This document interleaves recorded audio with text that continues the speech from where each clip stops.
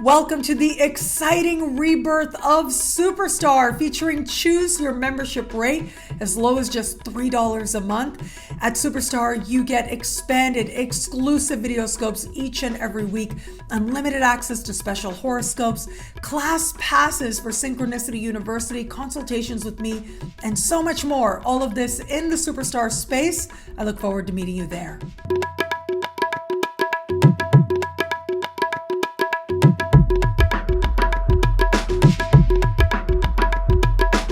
Hello, fabulous friends, fans, and superstars. Welcome to your horoscope for the week of January 22nd, 2023.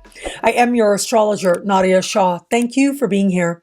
It is a remarkable astrological week, without a doubt. Big moves happening in the sky now. And this week is massive. Right out of the gate, we have two incredibly important celestial events set to take place. And I'm going to start with Uranus direct. Uranus has been standing still in the sky pretty much for the last month. Because Uranus moves so slowly, Uranus's move to slow right down to a standstill can take some time. But now, as Uranus officially goes direct on Sunday, it is going to represent a sense of clarity, of insight, but ultimately forward momentum for just about all of us out there. Now, that forward momentum is for a few reasons. One is the very nature of Uranus itself. Uranus is a planet of the future. It has to do with insights that come rather suddenly, truths that are revealed as if the light of day has come. It's lightning, but also lightning striking. And how it is that when lightning strikes, it can change everything in an instant. In the middle of the dark, when that lightning comes, it's like for an instant, everything is illuminated, as can be the case with Uranus. And it is also Uranus that is symbolic of our understanding of what the truth actually is, where it is we have the truth of mutual respect from others, and where it is we don't. And where we don't, that just isn't going to work for us anymore. Things can change rather dramatically, rather quickly. Plans can change quickly as well, but also what we want and what we believe we want can change rather suddenly. Now, that can be okay for us personally, right? But that could surprise the people around us as well. And that's the kind of energy we're dealing with here. We're dealing with that sense of, there's a phrase, live and let live. That's what we're dealing with here as part of understanding how to best navigate this time. If we want to allow, or we want to encourage, or we'd like other people to allow us to live, well, we have to let other people live as well, especially where it is that it just comes down to living one's truth, ethically and personally at that. And that is part of the awareness that stirs within us now, and part of the call to our soul that happens also. What is that very truth that we reside in? And what is our personal truth, allowing us to understand that much more deeply, allowing us to experience that much more? There are light bulbs going off all over the place now. And I think that a part of it does have to do with Uranus. Uranus is a planet that represents the next and new technologies. It represents a sense of what is breaking news, what is reaching the masses, what is going viral in the sense of information and news and online content that goes viral, reaches the masses very quickly. But of course, we do have Mars right now, and Mars is continuing to slowly gain traction now technically forward in the sign of Gemini. And if you think back, right, we've had Mars in the sign of Gemini going all the way back to August 2022. Normally, Mars will spend about a month and a half per sign, but we are in an extended cycle where Mars went retro way back just before Halloween, went direct earlier in January. And now Mars in Gemini is beginning to reveal some of what has been elusive so far, but what has kind of been right there all along as well. Uranus, though, is helping bring that truth to light related to what's happening online, related to what we're talking about and why it is that we're talking about it as well. Just actually, as I'm recording this, just a little bit earlier today on Saturday, a story broke that talked about how it is that videos go viral on TikTok. And when I watched this, I thought this is so perfectly aligned with what is happening in the sky right now. With, on the one hand, us understanding the actual dynamics of the internet differently, with Mars in the sign of Gemini, and clarity and insights now slowly coming about. But also us looking at the fact that Uranus is stationed direct right now. And Uranus standing still is revealing the truths of how it is that certain things reach masses of people very quickly. Well, what has come to light is based on investigative journalism. I saw something related to Forbes doing an interview with someone who looked into this and uncovered that there are actually a very small handful of people at TikTok who make the decision as to what it is that's going to reach a whole lot of people very quickly. So as much as we would like to think that certain content organically does reach a lot of people very quickly, that's part of the promise of Uranus. Part of the promise of Uranus as ruling planet of Aquarius at that is that we can connect to the masses. And in our modern times, connect to the masses super quickly.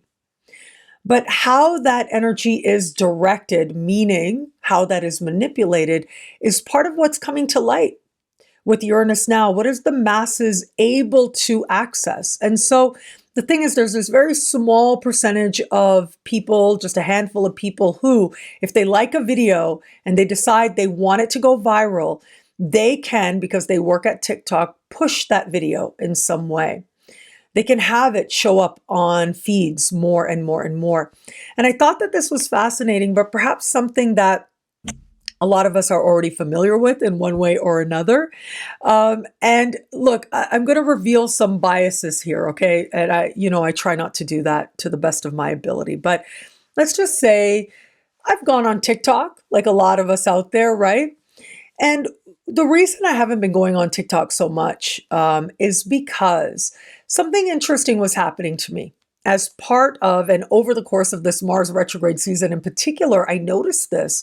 And that was that whenever I'd go on TikTok, there was a certain person I would keep seeing. And this was a person I did not want to see.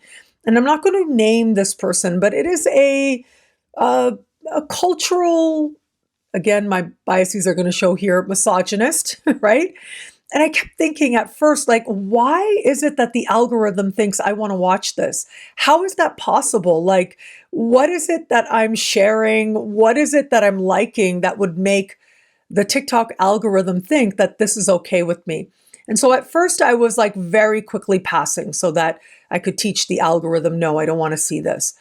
However, this kept coming up again and again. And so what I started doing was anytime I started seeing this person, these ideas being promoted, I would just turn off the app. I would log right out of the app right away. And so this was my way of hoping to train the algorithm that, no, this isn't content I want to see. And that was part of, what I found with TikTok. The energy, I know it's very youthful, but youthful energy is also very chaotic as well. I've found it that way anyways.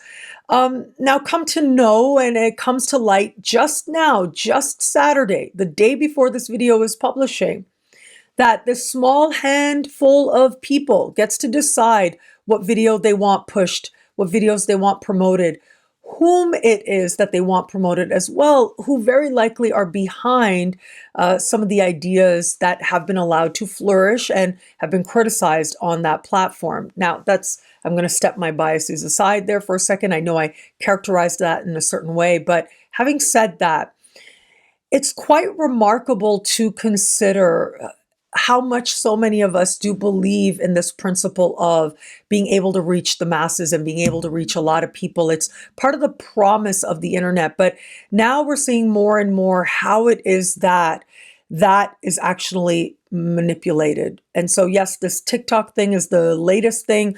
We're seeing it as well, very openly discussed with other social media platforms right now as well. All of that is to say, this is a time of clarity. It's a time of truth. Now, that's collectively speaking, certainly. This is just one of them, but it's personally as well. And if you've watched me for a while, you know I love to connect what's happening in the sky to larger historical trends, but also to what's happening with us personally in our hearts. I'm very interested in that. To me, that is the place of power, when it is that we can pay attention to what's happening within ourselves, within our energy, within our heart, when we can bring greater awareness to that, greater consciousness to that.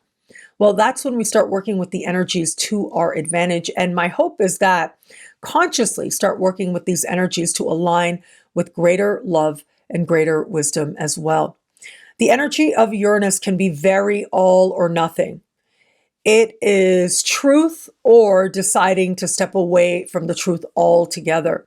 And that's part of why the energy of Uranus is being plugged into the grid as much as it is living off grid as well.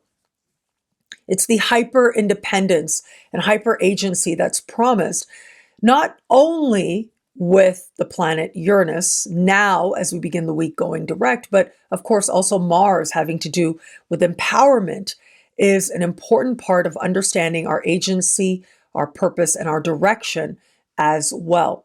So we remain in that larger transit of Mars continuing to move through the sign of Gemini and will well into March.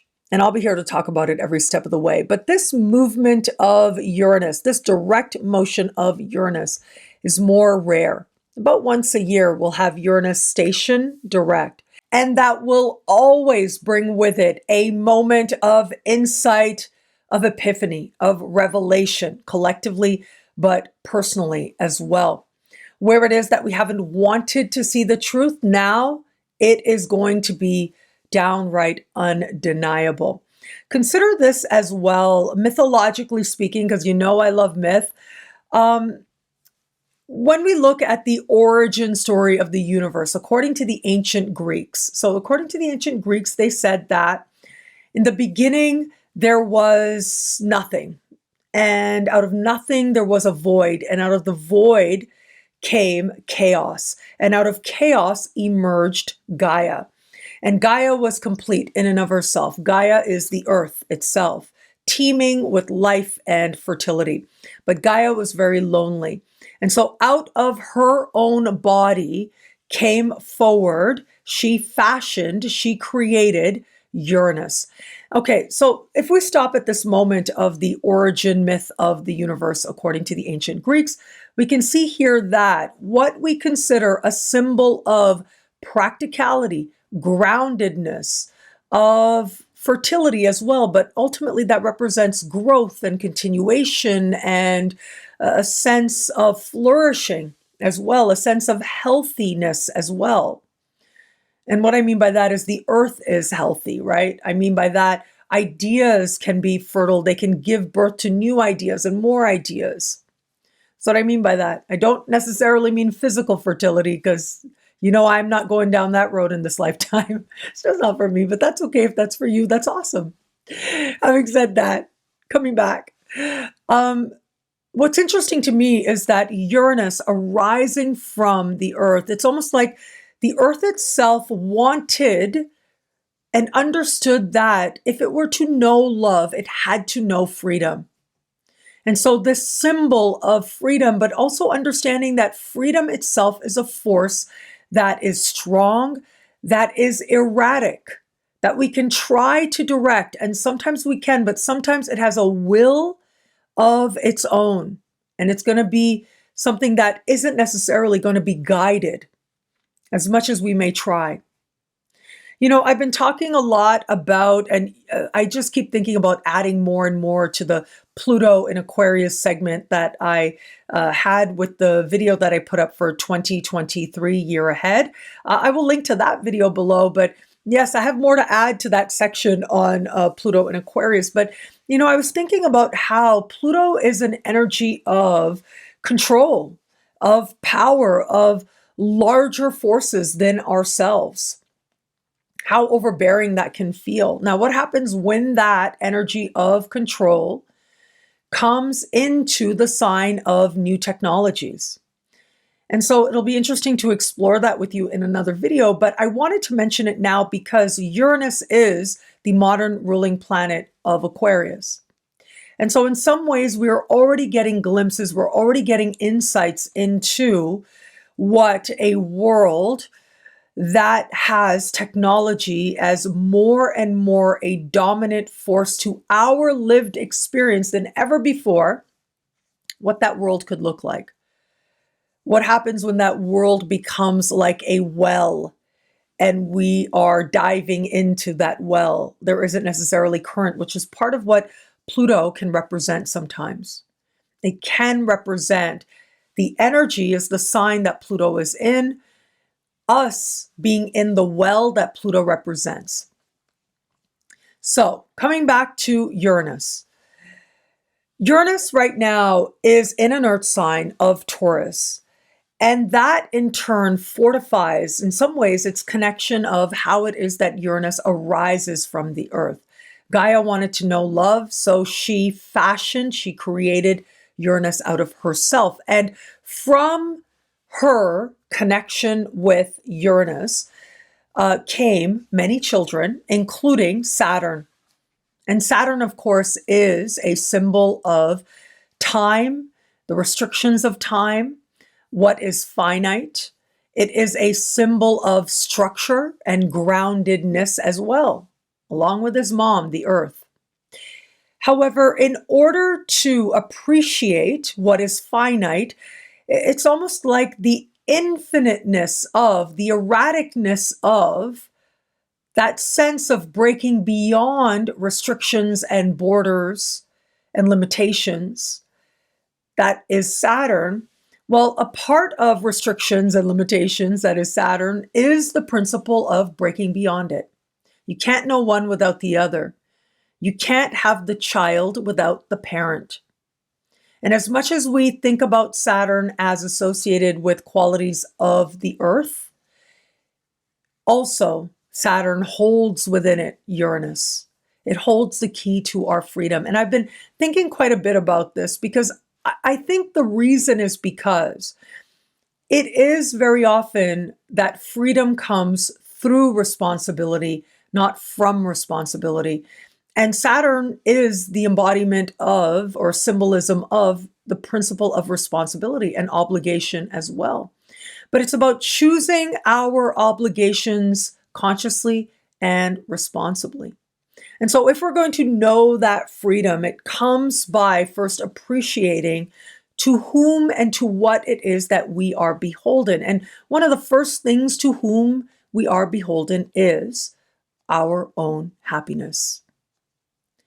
And so it is with Uranus and Saturn. Both speak to our understanding of what we individually may uniquely need to find a genuine sense of contentment, self-acceptance, and the happiness that arises from there. Now, I mention both Uranus and Saturn because both are rulers of the sign of Aquarius, an energy that is so lit up and will only get more intensely lit up as we navigate this time, this year, this decade even. But also, I want to add here that the second big thing happening on Sunday is that just over an hour before Uranus officially goes direct, we are going to have Saturn meeting Venus in the sky for their annual meeting. Now, yes, this happens once a year that these two will get together. The difference is, though, they're getting together in the sign of Aquarius. Again, highlighting this energy for all of us out there. But once it is that Venus moves on, The next time around, when Venus meets Saturn, Saturn will be in a different sign, will be in the sign of Pisces. And so it will be well over 2 decades before Venus meets Saturn in the sign of Aquarius again. And for these celestial events to happen pretty much simultaneously, right, from a cosmic perspective, we have the event of Venus conjunct Saturn, and then just over an hour later, Uranus direct. Ultimately, both of these energies are asking for our attention. They're asking for us to look at how they are connected. Now, it's interesting because Venus has a connection to Uranus as well, and so does Saturn. Because Uranus is also somewhat of the parent to Venus as well. It is Saturn who, having castrated his father Uranus, threw his testicles into the sea, and foam started arising. From there, from within the foam, came Venus. Both Venus and Saturn are children of Uranus. Both Venus and Saturn hold within them the freedom principle, but also hold within them a principle of erraticism. Because sometimes to whom it is we are obligated can change in an instant, depending on our understanding of where our allegiance lies, where our loyalty lies, where our responsibilities truly are. Sometimes we see responsibility differently, and that changes the expression of that responsibility in an instant as well.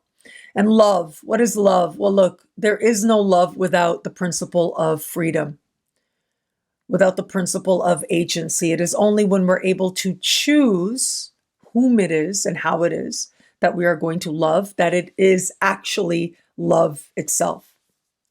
You know, it's interesting. There is this dichotomy that exists where it comes to romantic love. On the one hand, we look at these, stories in the Renaissance, in these romantic periods where people talk about love that is, on the one hand, freely chosen. We want somebody who, having looked at all the options out there, having seen everybody that there is that possibly could be desired and loved, chooses us. Like we are that special that we would be chosen.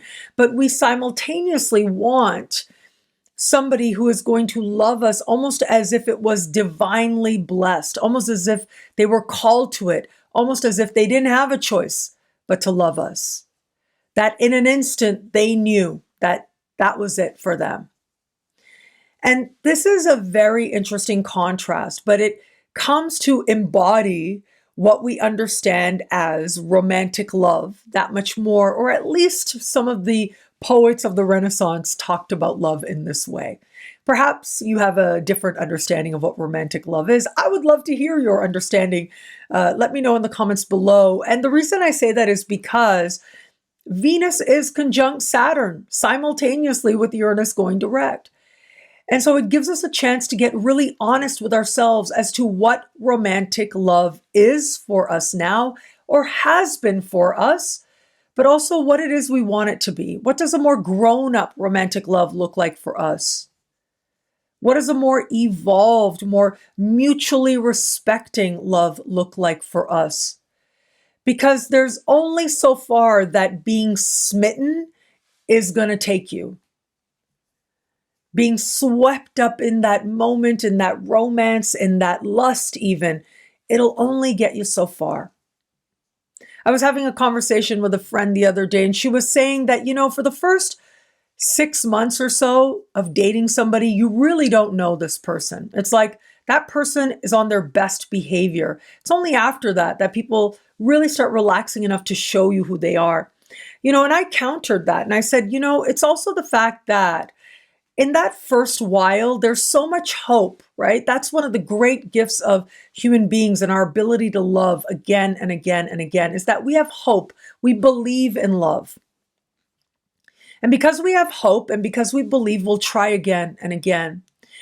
And so in the first 6 months, very often we ourselves are more forgiving, but we're also more inclined to see what it is that we hope is in this person, that we would like to imbue this person with.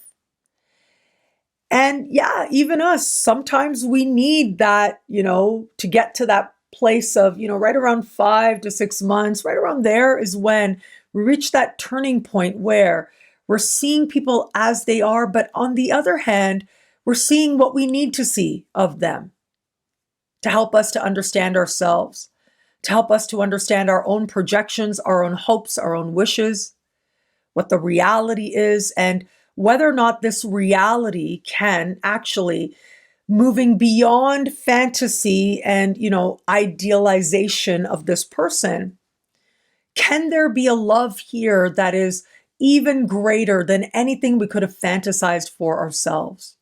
That is part of the promise that keeps us going, that keeps us going to that place where we get to that 5-6 month mark and perhaps even beyond. And so I think a lot of us right about now, as we are starting this week, are approaching this realization, this understanding in one way or another. Now, the exact moment of the conjunction, the exact moment of Uranus direct in the Americas, it happens Sunday. In some parts of Western Europe, it happens very late Sunday, and then Monday in the rest of the world. But really, I would invite you to think about this energy as more a block of time. It is energy that we are coming into this weekend with and will be with us throughout the weekend and into the first days of this week. And it is ultimately this energy that is going to invite us to get real with ourselves as to what love is for us, whom we love, what is a healthy expression of love, what is a responsible expression of love, and where is it that love empowers us to be more ourselves, but where is it that it is hindering some truth about ourselves and that is just not going to work for us anymore? Now, when I say love, I can say romantic love is one part of it, but not just romantic love. We can also talk about love among family and family members, a very powerful type of love that sometimes does require a lot of work, a lot of surrender, a lot of acceptance, a lot of boundaries and healthy boundaries at that in order to maximize the potential of that love. We can look at the love between friends, but also we can look at the love that you have for you. Where is it that you truly feel free to love yourself? And where is it that you have put conditions and restrictions on that love? You can adamantly and absolutely love and accept yourself exactly as you are, while also wanting to move towards self-improvement, however you define it. It's from where, what part of you, that desire, that drive, those actions to quote unquote improve oneself arise from, that makes all the difference. Does it arise from adamant and absolute self-love and self-acceptance or not? Or is it the reverse? That takes consciousness to get really honest with ourselves about that as well. But there's something that happens in a person when they are in that space of adamant self-acceptance, no matter what, but also moving towards bettering themselves. That person walks differently, they move differently, they radiate something else in a way that's quite, on the one hand, unique, but also undeniable when you see it. And it's also really inspiring to so many people around them. And speaking of inspiration, as shocking and as consequential as the energies can feel right out of the gate as we begin this week, it is, as we navigate just a little bit further on Tuesday, that we are going to have the sun also in the sign of Aquarius, speaking in harmony with Jupiter in Aries. Now, I love this energy for us, I have to say. The fact that here comes the sun and Jupiterian energy as well, where the energy has felt so heavy, so consequential, so intense with Venus and Saturn. Now, once we've addressed it and we've moved past it, here comes genuine hope. Here comes our ability to take action in support of the direction that we desire to go and an absolute commitment to get there. Here comes that sense that we can take some action and as a result reap reward and thereby creating a healthy and inspired momentum. And in the process, not only have actions that are inspired, but we end up inspiring ourselves. We end up inspiring other people in our lives as well.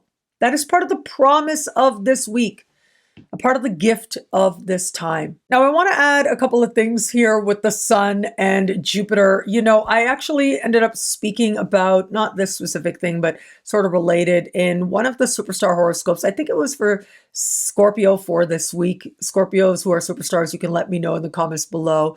I talked about a recent lottery that took place, right? And so there was this massive mega jackpot in the US.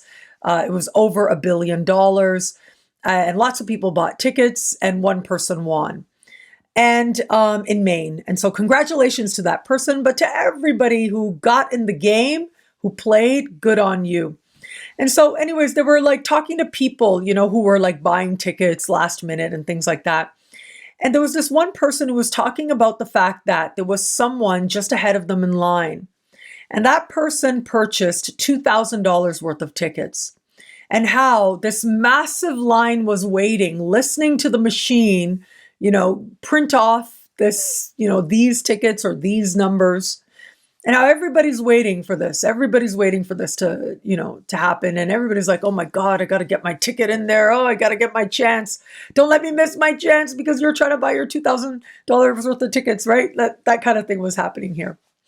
But the person who actually got the winning ticket spent $3. You know, it was interesting because I was talking to my mom about this as well. And, you know, she was saying, look, if it's for you, it's going to be for you. If something like that, like winning this very rare lottery thing is for you, it's going to be for you. You don't have to like spend hours in line and spend thousands of dollars unless you got it like that and it's not a big deal to you. And, you know, if it's all the same, I know that money can be a very emotional thing, right? It has and holds a lot of emotional energy for us. But consider this. I had this light bulb moment so many years ago, thanks to my friend Tom John, right? Tom John passed away years ago now, but he was a spiritual mentor to me for many years, really helped me at a challenging time in my life. And so he was a guy that really was the guy I would go to work out and figure out family stuff, to see it more spiritually, but also money stuff as well. He helped me to see it more spiritually also. And so there are a couple of core lessons he kind of left me with that will always stay with me. But, you know, one of the things was when you have a $10 bill, let's say, right? Let's say you have a $10 bill. You will likely attach a certain energy to that bill, that $10. And the energy that you have to that $10 bill, someone doesn't feel that same energy until they have $1,000 in their hands or $10,000 in their hands. Somebody else feels that exact same energy that you feel holding a $10 bill that someone else feels having $1 in their hands, right? And so to somebody for whom, let's say their income is very, very, very limited, for that person, $1 could feel like $10 to them. $1 could feel like $100 to that person as compared to another person. And it works in all kinds of ways, in all kinds of directions. But ultimately what it comes down to is your emotional response to the value you are placing on what it is that you are holding. That's what it comes down to. So this was one of his understandings that he used to, I remember him telling me about. And I shared this with you because, yeah, for some people, that $2,000, the energy they put behind that is the same as somebody else getting a $2 ticket, right? But if it is for you, right? And even my mom and I were talking about how important it is to stay in that energy of abundance. I love telling you guys, right? If there's some lucky energy coming up, I say, get your lottery ticket, but stay in an energy of abundance. You know, interestingly, I talk about this when the fifth house is activated. And here's the thing. The fifth house also has to do with love and romance and flirtation, along with windfalls and gambling. And I thought it was so interesting that there is an archetypal association between all of that.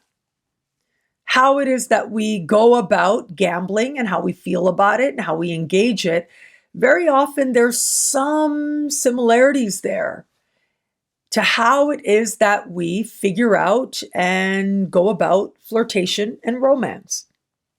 Now, money itself, that's a different thing. That's a different part of the sky. We're looking at the eighth house. We're looking at the second house for those students of astrology out there. But having said that, Uranus is in Taurus. Taurus is the sign having to do with the economy, having to do with money as well. And I do think that many of us in an instant may see money differently in some way. The fact that whatever it is we're coming to understand very quickly leads us to inspiration and action with the sun sextile Jupiter. Well, that I think is very promising for how it is that it ends up feeling like a wake up, a return to self with Jupiter in the sign of Aries at that. Now, finally, I do want to mention it is going to be on Thursday that Venus will change signs, moving into the sign of Pisces. Now, the ancients believed that Venus loves to be in the sign of Pisces. She is just at her very best in the sign of Pisces at that. And side note, there is going to be a class as part of the speaker series at Synchronicity University on Venus in Pisces. And it's a workshop to help you tap into that, taught by the one and only amazing Alice Sparkly Cat. So be on the lookout for that. I have more information in a bit. But yeah, Venus really likes to be in the sign of Pisces. And think about this. Pisces is an energy of soul, of fantasy, of wanting to swim in another person. This other person is a sea, and you want to dive in and feel that person wash through you. Like that is what, or the kind of love that we're going for with Venus in the sign of Pisces, as is the case starting this week. Now, this energy is going to last a month, and chances are, as a collective, we're looking at these much more romantic, fantastical ways of expressing love, but also fashion as well, because wherever Venus goes, so go our fashion sensibilities. And this can also represent our own personal ways of understanding love going through a change, where we start to feel more sentimental. We might even feel nostalgic as well. But ultimately, with the energies this week, it's like we start off with this very grounded, realistic perception of love. And that leads us to something more healing, more inspired, more forgiving as well. And I do think that where it is that Venus in Pisces is geared towards love of self, well, that sense of being so in love with you that, yeah, you just want to be completely present, immersed in the truth and unique beauty that you are, well, that's where real love can truly flourish. What I love about this week for us, there's so much here. It's a powerful and meaningful astrological moment. What an exciting time it is, without a doubt. Look, right out of the gate at the very beginning of the week, we have energies here of revolution. But it's also a revolution of love, and being able to see the things that we love within ourselves is a very powerful form of rebellion. You know, it's often said in a world that is constantly telling us all the things that we need to change within ourselves, it's a very powerful thing to say, you know, I'm okay as I am. Now, again, that doesn't mean that you don't engage some journey of improvement.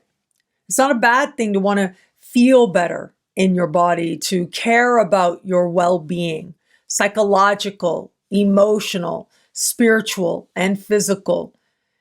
And it's actually a really good thing to want to enjoy the human experience, to want to better your mind, and your spirit in all kinds of ways. But you can do all of that from a place of adamant, rebellious self-love. And I think that's part of the blessing and the gift of this time. We are learning about freedom, and freedom from where it is that we've told ourselves we're not worthy. Well, that is one of the greatest freedoms that there is, because that puts down the self-criticism enough so that we can actually enjoy this moment, being right here, right now. You know, I was on sabbatical back in September. Oh gosh, I miss it sometimes so much, but I won't do that again. If I want to take a sabbatical, I'll get the work done before I go because I love my connection with you so very much. So yeah, I'm not going anywhere. I've been here for so many years. I've been on YouTube for like 15 years, been a full-time astrologer for over 16. I'm not going anywhere, and I love my connection with you. But I will say, yeah, I really liked that sabbatical. And a big part of that sabbatical, you know, just before I went on sabbatical, and I planned to do that sabbatical back in September, in late August, I won an award for social media content creator. And this was actually like right after I had already promised myself that I was going to take a social media cleanse in September. So the universe can be really fun and ironic sometimes, right? But that social media cleanse ended up being exactly what I needed. And it really helped put so many things in perspective for me. It helped me to understand that there is a way to live that is more peaceful, that is more calm, that is more present for myself, for my life, for my joy. There's a way to live that is way less self-critical. It is very powerful to realize how it is that we really do need to have some sense of balance and some conscious sense of what it is that we are putting into our minds, being conscious of what information we're exposing ourselves to ensure that it is information that affirms adamant, rebellious self-love. Instead of just allowing ourselves to go along with the whims of an algorithm that ultimately aren't even really rooted in an algorithm or decided on someone who decides that they like somebody and they want everybody to know about this person, no matter how toxic or not healthy that person that they're trying to promote actually is. They may not see it that way. And so they want everybody to know, yeah. But maybe being exposed to that content doesn't make you feel very good about you, doesn't really empower you to make positive gains in your life, and doesn't empower you to be more at peace with yourself. That was the big thing about my sabbatical. I realized how turning off a lot of noise, how much it facilitates peace and stillness and ultimately happiness as well. Now, where is it that you may want to actually implement healthy restrictions so that ultimately you can be more free? Where is it that you are redefining what responsibility is for you so that freedom comes through that responsibility, not from responsibility? That is going to be part of the consideration for all of us in our own unique ways as we embark on this week.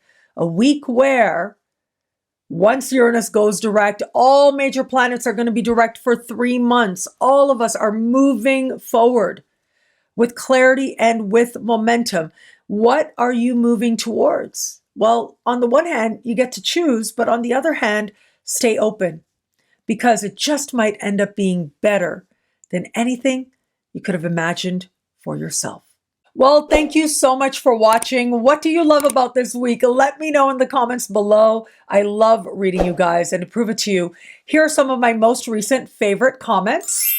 Thank you to everybody who likes, who comments, who subscribes, who shares, who thumbs up. All of it means so much. I'm so grateful for you. Now, of course, if you want to know how all this wonderful stuff this week speaks to you in your sign, log on to NadiyaShahSuperstars.com, where you get expanded, exclusive video scopes each and every week for each and every sign for as low as just $3 a month. With choose your membership rate Higher tiers get you things like all access passes to Synchronicity University events, consultations with me, and so much more. All of this in the superstar space at nadiyashawsuperstars.com.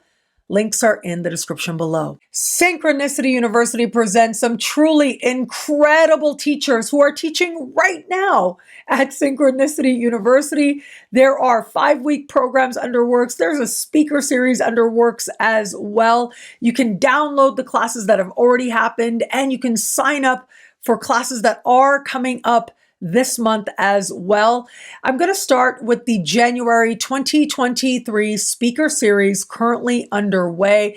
Thank you so much. This weekend that just passed, we had the one and only big dog astrologer, Christine Skinner, teaching about financial astrology. She's written so many books on financial astrology. You can download that class right now at synchronicityuniversity.com. Now, coming up, this coming weekend, we will have Rabina Kodadin. She will be teaching on the North and South Node pulls, how it is that they contrast and pull against each other in your chart. And as I mentioned earlier, we are going to have the week after Alice Sparkly Cat. She's going to be doing a very experiential workshop on Venus in Pisces. So I hope that you will join us regardless of where your natal Venus is. You will be able to gain something from this Venus in Pisces workshop, actually experiencing Venus at the height of her power. I think you will absolutely love it. So you can learn a lot more about all these classes. You can sign up as well